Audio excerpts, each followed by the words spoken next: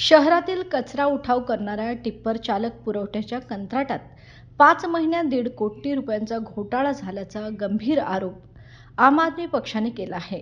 महापालिकेने 6 ठेकेदारांचं पॅनल तयार करून 254 चालक पुरवण्याचे कंत्राट दिले होते. मात्र प्रत्यक्षात फक्त 180 चालक पुरवले गेले असून उर्वरित चालकांसाठी खोटी हजेरी लावून बिले सादर करण्यात आली आहेत. महापालिकेच्या नियमानुसार चालकांचे हजेरी मास्टर, बँक स्टेटमेंट, पीएफ आणि एसआयसी चलन तपासल्यानंतरच बिले मंजूर होणे अपेक्षित होते. मात्र हे न करता अधिकाऱ्यांच्या संगनमताने बिले मंजूर करून घेतल्याचा आरोप करण्यात आलाय.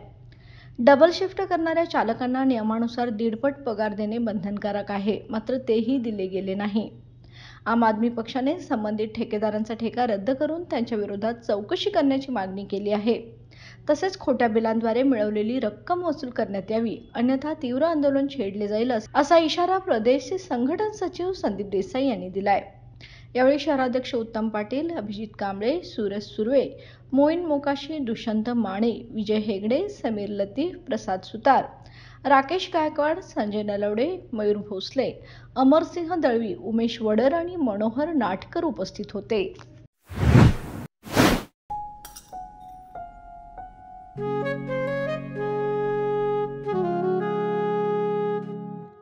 बाबा, आज येताना बासुंदी घेऊन या ना. अगं, कालच आपण आईचा वाढदिवस होता म्हणून आणली होती ना.